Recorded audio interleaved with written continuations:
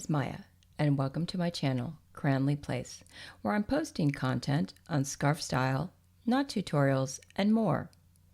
Be sure to like, share, comment, and subscribe to be notified of new videos, which I'm publishing weekly.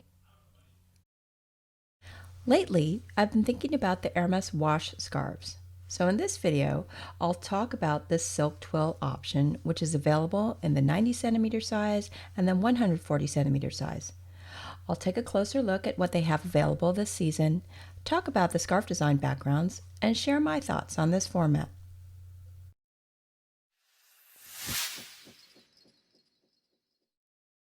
On the Hermès website, they describe the wash treatment as, quote, an intricate process, unquote, that transforms the silk twill, giving it both a new texture as well as slightly changing the colors. I believe scarves in this treatment were first introduced in 2018. These scarves remind me a lot of the dip dye scarves that Hermès has made in the past, where the silk softens and takes on a more velvety feel. But in this case, rather than becoming more monochromatic like the dip dyes, the scarf retains its original colors, but they too are softened and slightly faded. The other major difference is that apparently the wash scarves can also be machine washed. That is amazing, and in my mind, reason enough to consider one of these. So let's take a look.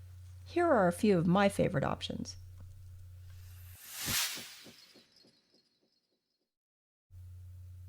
This scarf by Wlodek Kaminski is based on a late 19th century saddle from Turkmenistan, which is conserved in the Emile Hermès collection. It's a ceremonial saddle with its high pommel riveted with horn plates, and it features an embroidered cushion and cover.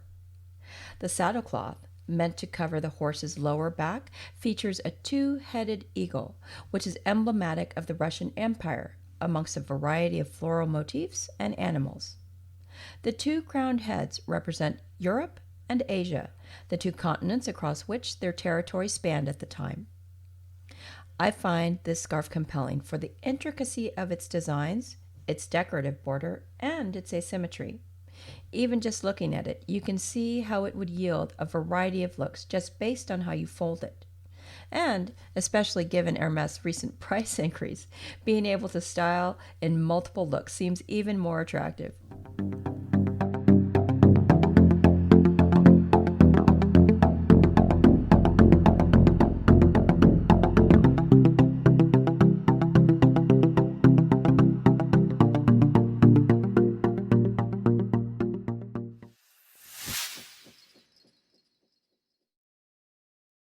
Kachinas by American artist Kermit Oliver was first issued, I believe, in 1992 and has since been reissued in multiple formats, including the 90s and the 140s.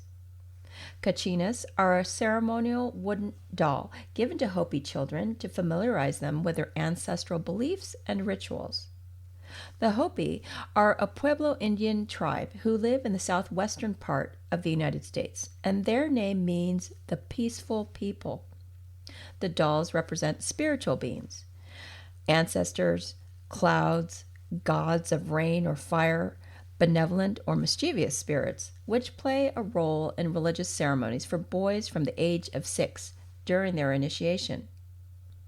So first off, what an amazing backstory.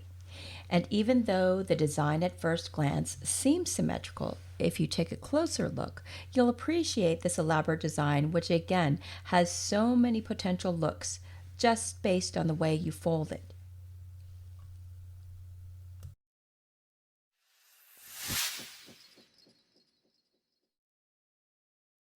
Equateur by Robert Dallet is another of the classic Hermès designs now reissued in this wash treatment. It celebrates the equatorial zone of South America with its incredibly diverse flora and fauna. The jaguar gets central treatment in this design, surrounded by a variety of other animals, including the ocelot and margay, small felines, a spider monkey, a sloth, and a toucan. Macaws, parakeets, spoonbills, ibis, and more evoke the rich array of jungle sounds in nature's wonder. I know many of us are suckers for animal prints, so just based on that, what is not to like? But even if you're not, I'm sure you can appreciate again that this seemingly symmetrical design holds a lot of potential for styling in different ways. Look at the different corners, birds, monkeys, and other animals, and you may find something that charms you to this one.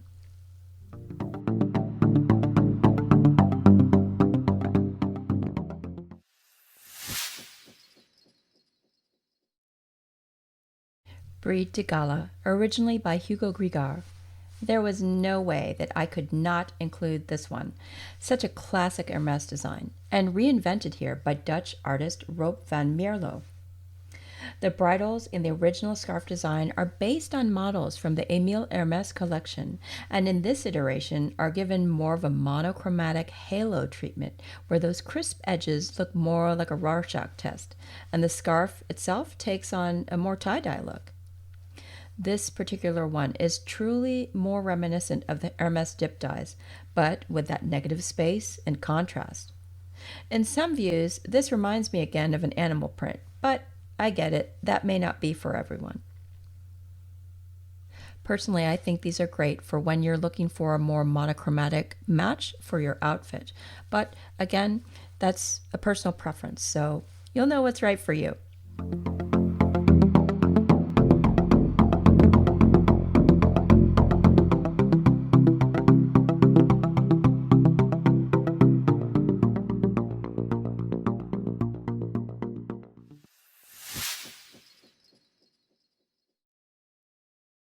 The Pegase d'Hermès Cut Wash 140 by Christian Renonciat is an option that I'm sure catches the eyes of many Hermès fans.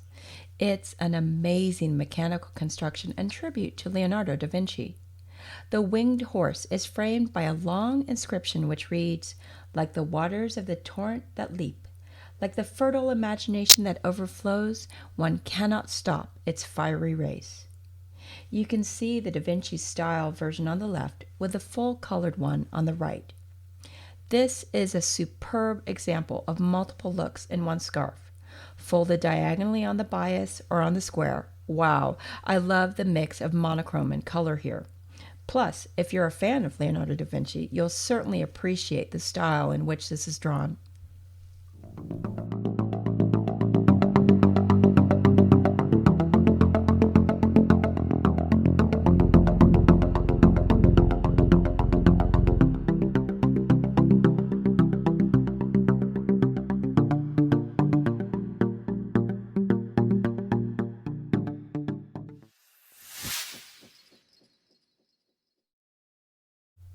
Savana Dance is another 140 wash scarf that has appeared in multiple formats. This design is by Ardmore Artists, a collective of ceramic artisans originally based in the KwaZulu-Natal province of South Africa.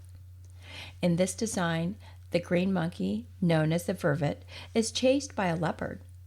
In Zulu culture, the leopard represents royalty, while the vervet is a symbol of wit and humor. Surrounding the predator and prey are sugar bushes, which are the national flowers of South Africa, with the Amazumpa border motifs characteristic of Zulu pottery. Aside from being an intriguing design, it offers a happy medium of both symmetry and asymmetry, with the border being a repeated motif, while the rest is wonderfully asymmetrical with plenty of styling possibilities. Something for everybody here. If you look closely, you can see that some of the colorways also have a contrast hem, which in my mind is always a plus.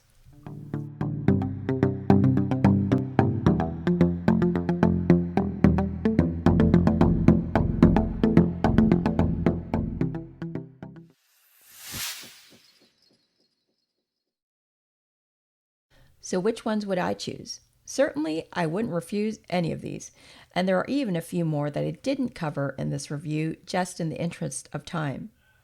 I'm having a hard time deciding between the 140s mentioned here, and if I could get some of the 90s in a preferred colorway, I'd definitely take the plunge here.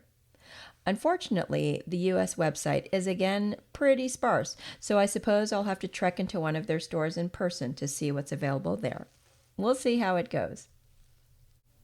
So there you have it, a bit about the wash scarves from Hermès and my top picks for the season. Please like the video if you enjoyed it and let me know what you think in the comments.